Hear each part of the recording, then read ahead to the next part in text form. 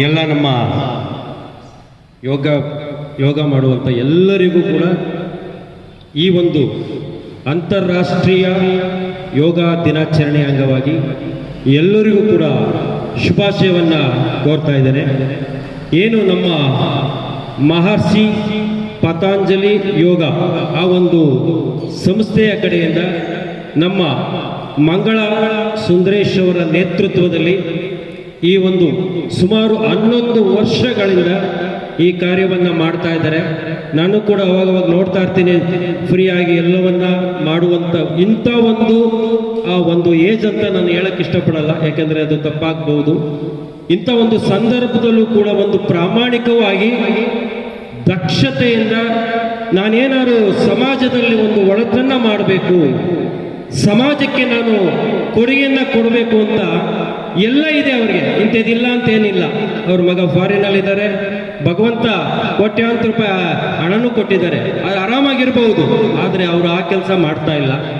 ಎಷ್ಟೋ ಜನ ಹಣ ಇರುತ್ತೆ, ಪ್ರತಿಯೊಂದು ಇರುತ್ತೆ, ಆದರೆ ಒಳ್ಳೆ ಕೆಲಸ ಮಾಡಕ್ಕೆ ಹೋಗಲ್ಲ. ಮಾಡಬೇಕು. ಈಗ ನನ್ನ ಬಗ್ಗೆ ಹೇಳಿದ್ರು ಕೆಲವು ವಿಷಯಗಳಲ್ಲಿ, ಕೆಲವ್ರಿಗೆ ಗೊತ್ತಿದೆ, ಇಲ್ಲಿ ನನ್ನ ನೋಡಿರುವಂಥವ್ರಿಗೆ ಕೆಲವು ಗೊತ್ತು. ನಾನು ಸುಮಾರು 22 ವರ್ಷಗಳಿಂದ ಮನೆಗೆ ಹೋಗಿ ಕಾರು ತೊಳೆಯುವಂಥ ಕೆಲಸವನ್ನು ನಾನು ಮಾಡ್ತೇನೆ. ಬೇರೆ ಕೆಲಸ ಇದೆ, ಬಟ್ ನಾನು ಹೇಳ್ತೀನಿ, ಏನಕ್ಕೆ ಇದನ್ನು ನಾನು ಒಂದು ಸಮಾಜದಲ್ಲಿ ಹೇಳ್ತೀನಿ ಅಂತಂದರೆ, ಯಾವುದೇ ವ್ಯಕ್ತಿ ಏನಾದರೂ ಸಾಧನೆ ಮಾಡಬೇಕಾದ್ರೆ ಮುಂದೆ ಹೊರಡಬೇಕು, ಹಿಂದೆ ನೋಡಬಾರ್ದು. ಅಂಥ ವ್ಯಕ್ತಿಗಳು ಮಾತ್ರ ಏನಾದರೂ ಸಾಧನೆ ಮಾಡೋಕ್ಕೆ ಮನಸ್ಸು ಬರುತ್ತೆ. ನಾನು ಸುಮಾರು ಒಂದು 18 ಜನಕ್ಕೆ SLC ಇರ್ಬೋದು, PUC ಇರ್ಬೋದು, ಬೇರೆ ಬೇರೆ ಮಕ್ಕಳು BA ಮಾಡಿರುವಂಥ ಹುಡುಗರು ಕೂಡ ನನ್ನ ಜೊತೆ ಕಾರ್ ತೊಳಿತಾ ಇದ್ರು. ಈಗೂ ಇದ್ದಾರೆ ನನ್ನ ಹತ್ರ ಒಂದು 18 ಜನ ಹುಡುಗರು ಇದ್ದಾರೆ ನನ್ನ ಕೈ ಕೆಳಗಡೆ ಕೆಲಸ ಮಾಡ್ಕೊಂಡು. ಯಾಕೆ ಅಂದರೆ ನಾನು ಇದನ್ನು ಏನಕ್ಕೆ ಹೇಳ್ತಾ ಇದ್ದೀನಿ ಅಂದರೆ, ನಾನು ಸೈಕಲ್ ಹಾಕೊಂಡು ಹೋಗ್ಬೇಕಾದ್ರೆ ನಾನು ಏನಾದ್ರು ಒಂದು ಸಾಧನೆ ಮಾಡಬೇಕು ಅಂತ ಹೊರಟೆ, ಏನೋ ಒಂದು 100 ರೂಪಾಯಿ ಸಿಕ್ಕಿದ್ರೆ ಏನಕ್ಕೆ ಆಗುತ್ತೆ ಅಂತ ನಾನು ಅವತ್ತೊಂದು ದಿನ ಹೊರಟೆ. ಮನೆ ಹಾಲ್ಗಾಗತ್ತೆ, ಏನಕ್ಕಾರ ಆಗುತ್ತೆ ಅಂತ ನಾನು ಹೊರಟೆ ಅವತ್ತು. ಆಮೇಲೆ ಯೋಚನೆ ಮಾಡಿದೆ, ಒಂದು ಬೈಕ್ ತಗೋಬೇಕು, ಬೈಕ್ ತಗೊಂಡ್ರೆ ಇನ್ನು 2 ಗಾಡಿ ಎಷ್ಟೋ ತೊಳೆದ್ರೆ ಏನಾದ್ರು ಒಂದು ಏನಕ್ಕಾರ ಆಗುತ್ತೆ ಅಂತ. ಆಮೇಲೆ ಇನ್ನೂ ಒಂದು ಯೋಚನೆ ಮಾಡಿದೆ, ಮಕ್ಕಳನ್ನ ಒಬ್ಬ SLC ಮತ್ತು PUC ಮಕ್ಕಳೇ, ಇನ್ನು ಬೇರೆ ಯಾವುದೇ ಆಗಿರಲಿ ಓದುವಂಥ ಮಕ್ಕಳಿಗೆ ಅವನು ತಂದೆ ತಾಯಿಗೆ ಹೊರೆ ಆಗಬಾರ್ದು. ಅವನಿಗೊಂದು 2-3 ಸಾವಿರ ಸಂಬಳ ಕೊಟ್ಟರೆ ಅವನು ಒಂದು 2-3 ಕಾರ್ ತೊಳೆದ್ರೆ, ಬೆಳಿಗ್ಗೆ 6ರಿಂದ 8 ಗಂಟೆವರೆಗೂ ಅವ್ನು ಕೆಲಸ ಮಾಡಿದ್ರೆ ಅವನಿಗೊಂದು ಜಾಬ್ ಆಯಿತು, ಪಾರ್ಟ್ ಟೈಮ್ ಜಾಬ್ ಆಯಿತು. ಜೊತೆಗೆ ಆ ತಂದೆ ತಾಯಿಗೆ ಅವನು ಓದಬೇಕಾದ್ರೆ ಹೊರೆ ಆಗಲ್ಲ. ಅವನ ಕೆಲಸ ಅವನೇ ವೃತ್ತಿ ಮಾಡ್ತಾನೆ, ಅವನಿಗೆ ಯಾವುದೇ ಥರದ ಕೆಟ್ಟ ಆಲೋಚನೆಗಳನ್ನು ಬರಲ್ಲ ಅದಕ್ಕೆ. ಯಾಕೆಂದ್ರೆ ನಾನು ದುಡಿಬೇಕು, ನಾನು ನಮ್ಮ ತಂದೆ ತಾಯಿಗೆ ಏನಾದ್ರು ಕೊಡಬೇಕು ಅನ್ನೋ ಒಂದು ಕಾರಣ ಇಟ್ಟು ನಾನು ಇವತ್ತಿಗೂ ಟುಡೇ ನಾನಿವತ್ತು ಸುವರ್ಣ ಕರ್ನಾಟಕ ಮಾನವ ಹಕ್ಕುಗಳ ಸಂರಕ್ಷಣಾ ಸಂಸ್ಥೆ ಮತ್ತು ಡಾಕ್ಟರ್ ನಾಗಲಕ್ಷ್ಮಿ ಚೌಧರಿ ಜನಸೇವಾ ಸಂಸ್ಥೆಯನ್ನು ಹುಟ್ಟುಹಾಕಿ 6 ವರ್ಷ ಆಯಿತು. ಇಡೀ ರಾಜ್ಯಾದ್ಯಂತ ಸಾವಿರಾರು ಜನ ನನ್ನ ಒಂದು ಸಂಸ್ಥೆ ಒಳಗಡೆ ಮೆಂಬರ್ ಇದ್ದಾರೆ. ಎಲ್ಲ ಜಿಲ್ಲೆಯಲ್ಲೂ ಕೂಡ ನಮ್ಮ ಸದಸ್ಯರಿದ್ದಾರೆ. ಅದ್ರ ಜೊತೆಗೆ ಏನು ಎಲ್ಲರಿಗೂ ಗೊತ್ತಿರಬೇಕು, ನಮ್ಮ ಮಹಿಳಾ ಆಯೋಗದ ಅಧ್ಯಕ್ಷರಾದಂಥ ನಾಗಲಕ್ಷ್ಮಿ ಚೌಧರಿ ಅವರು, ಡಾಕ್ಟರ್ ನಾಗಲಕ್ಷ್ಮಿ ಚೌಧರಿ ಅವರ ಸಂಸ್ಥೆಯನ್ನು ಹುಟ್ಟಾಕಿದ್ದೀನಿ. 9 ತಿಂಗಳಾಯ್ತು. ಯಾಕೆ ಅಂದರೆ, ಒಬ್ಬ ದಕ್ಷತೆಯಿಂದ ಪ್ರಾಮಾಣಿಕತೆಯಿಂದ ಹೋರಾಡುವಂಥ ನಮ್ಮ ಮಹಿಳಾ ಆಯೋಗದ ಅಧ್ಯಕ್ಷರು ಯಾರು, ಡಾಕ್ಟರ್ ನಾಗಲಕ್ಷ್ಮಿ. ಯಾರು ನೋಡಿರ್ಬೋದು, ಎಲ್ಲ ಗೊತ್ತಿದೆ, ಸಾಮಾನ್ಯ 90% ಎಲ್ಲರಿಗೂ ಗೊತ್ತಿದೆ ಅವ್ರ ಬಗ್ಗೆ. ಅಂಥ ಒಂದು ಪ್ರಾಮಾಣಿಕವಾಗಿ ಕೆಲಸ ಮಾಡುವಂಥ ಮಹಿಳೆಯ ಒಂದು ಸಂಸ್ಥೆಯನ್ನು ಹುಟ್ಟಾಕಿ ನಾನು ಇನ್ನೂ ಅವ್ರ ಜೊತೆ ನಾನು ವೇಗವಾಗಿ ಹೋಗ್ಬೇಕು, ನನ್ನ ಸಂಸ್ಥೆ ಜೊತೆಲಿ ಅದನ್ನು ತಗೊಂಡು ಹೋಗ್ಬೇಕು ಅಂತ ನಾನು ಹುಟ್ಟಾಕ್ದೆ. ಇವತ್ತೊಂದು ದಿನ ನೊಂದವರ ಧ್ವನಿಯಾಗಿ ಪ್ರಾಮಾಣಿಕವಾಗಿ ಎಷ್ಟೋ ಕೆಲಸಗಳನ್ನು ನಾವು ಮಾಡ್ತಾ ಇದ್ದೀವಿ. ಯಾಕೆಂದರೆ ಕೆಲವರಿಗೆ ನೋಡಿರ್ಬೋದು, ಗೊತ್ತಿಲ್ಲದೆ ಇರ್ಬೋದು. ಯಾಕೆಂದರೆ ಎಲ್ಲರೂ ನೋಡೋಕ್ಕೆ ಸಾಧ್ಯ ಇಲ್ಲ ಅಲ್ವಾ, ಎಲ್ಲರೂ ನೋಡೋಕ್ಕೆ ಸಾಧ್ಯ ಇರಲ್ಲ. ಹಾಗಾಗಿ ಅದು ಪ್ರಚಾರಕ್ಕೆ ಬಂದಾಗ ಮಾತ್ರ ಗೊತ್ತಾಗೋಕ್ಕೆ ಸಾಧ್ಯ. ಇವತ್ತು ನಾನು ಹೇಳಿದೆ, ದಯವಿಟ್ಟು ಒಂದು ಮೀಡಿಯಾ ಬರಲಿ ಮೇಡಮ್.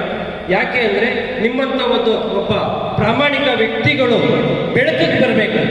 ಯಾಕೆಂದರೆ ಅವ್ರವ್ರ ಮನೇಲಿ ಅವ್ರವ್ರ ಕೆಲಸ ಮಾಡೋಕ್ಕೆ ಸಾಧ್ಯ ಇಲ್ಲ.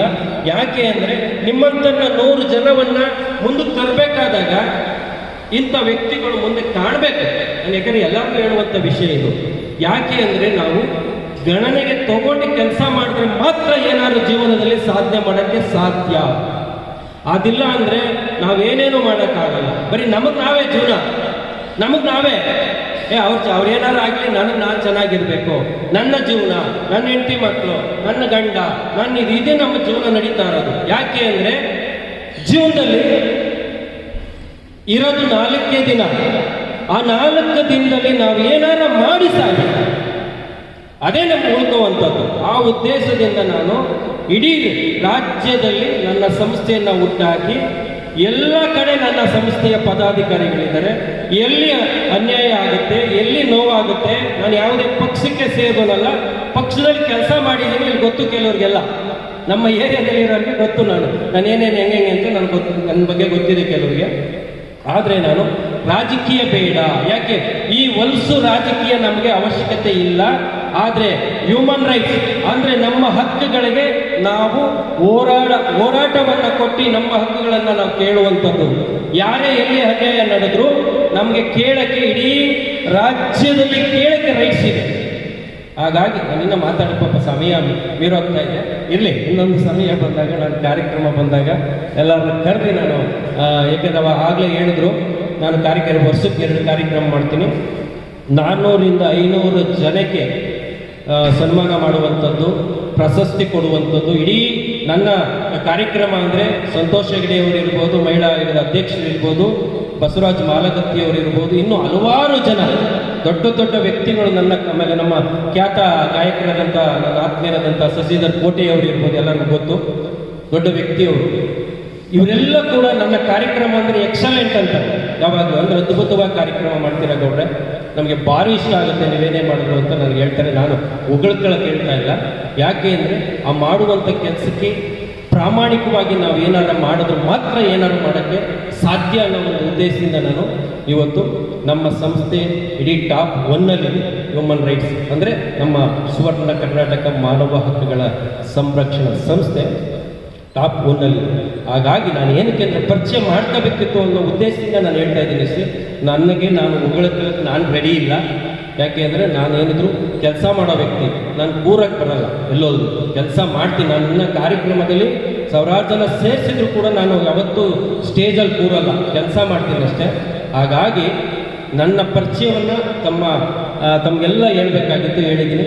ಇಂಥವ್ರಿಗೆಲ್ಲ ತಾವು ಇಂಥ ಒಂದು ಪ್ರಾಮಾಣಿಕ ಮಾಡುವಂಥವ್ರಿಗೆ, ನಮ್ಮ ಮಂಗಳಾ ಸುಂದರೇಶ್ ಅವರಿಗೆ ಇವೆಲ್ಲ ಒಂದು ಸಾಥ್ ಕೊಟ್ಟದ್ದೇ ಆದರೆ ಇನ್ನು ಮುಂದಿನ ದಿನದಲ್ಲಿ ಇವರು ಇನ್ನೂ ಆರೋಗ್ಯಕರವಾಗಿ, ಇನ್ನೂ ನಾನು 100 ವರ್ಷ ಅಂತ ಹೇಳೋದು ತಪ್ಪಾಗ್ತದೆ, ಇನ್ನೂ ಒಂದು 30-40 ವರ್ಷಗಳ ಕಾಲ ಇದೇ ರೀತಿ ಪ್ರಾಮಾಣಿಕವಾಗಿ ಅವ್ರ ಜೊತೆ ಎಲ್ಲರೂ ನಿಲ್ಲಿ ಇಂಥ ಮಾಡುವಂಥವ್ರಿಗೆ ಅನುಕೂಲ ಮಾಡಿಕೊಂಡು ಜೊತೆಗೆ ಹೋಗಿ ಅಂತ ಹೇಳ್ತಾ, ನಮ್ಮೆಲ್ಲರಿಗೂ ಅಂತಾರಾಷ್ಟ್ರೀಯ ನಮ್ಮ ಯೋಗ ಡೇಗೆ ಎಲ್ಲರಿಗೂ ಶುಭಾಶಯವನ್ನು ಹೇಳ್ತಾ, ಒಂದು ಗ್ರೂಪ್ ಫೋಟೋ ತೊಗೊಳ್ಳೋಣ. ಯಾಕೆಂದರೆ ಅದು ಪೇಪರ್ ಬರುತ್ತೆ, ಪೇಪರು ಎಲ್ಲ ತೆಗಿತಾರೆ, ಈಗ ಮೀಡಿಯಾದಲ್ಲೆಲ್ಲ ಹಾಕ್ತಾರೆ.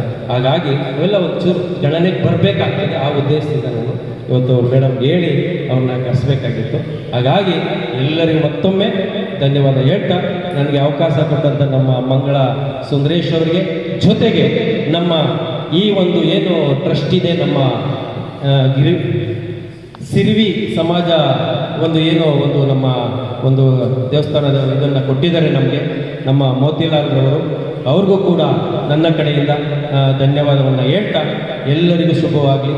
ಮತ್ತೊಮ್ಮೆ ಎಲ್ಲರೂ ಸುಖವಾಗಿ ಸಂತೋಷದಿಂದ ಅಕ್ಕಪಕ್ಕದ ಜೊತೆ ಎಲ್ಲರ ಜೊತೆ ಸಂತೋಷದಿಂದ ಇರೋದು 4 ದಿನ ಜೀವನ. ಯಾವ ಜೊತೆಲೂ ಜಗಳ ಆಡಬೇಡಿ, ನೀವು ಕೈ ಮುಗಿತೀನಿ, ಅದರ ಅವಶ್ಯಕತೆ ಇಲ್ಲ. ನಮ್ಗೆ ಯಾರು ಕೆಡಕ್ ಮಾಡಕ್ಕೆ ಬಂದವ್ರಿ ಅಂದರೆ ನೀವು ಮಾಡ್ರಪ್ಪ ಅಂತ ಹೇಳ್ಬೇಕು. ಮಾಡ್ರಪ್ಪ, ನಮಗೋಸ್ಕರ ಮಾಡಿ, ಏನು ಬೇಕಾದ್ರೆ ಕೆಡಕ್ ಮಾಡ್ತೀರಾ ಮಾಡಿ ಬಿಟ್ಬಿಡ್ಬೇಕು. 1 ದಿನ ಮಾಡ್ತಾರೆ, 2 ದಿನ 3ನೇ ದಿನ ಮಾಡೋಕ್ಕೆ ಸಾಧ್ಯನೇ ಇಲ್ಲ. ಇದನ್ನು ನಾವು ಅರ್ಥ ಬಾಳಿದ್ರೆ ಜೀವನದಲ್ಲಿ ನಾವೇನಾದ್ರು ಮಾಡ್ತೀವಿ ಅನ್ನೋದು ನಾನು ಬಂದಿರೋ ದಾರಿನೇ ನನಗೆ ಕಾರಣ.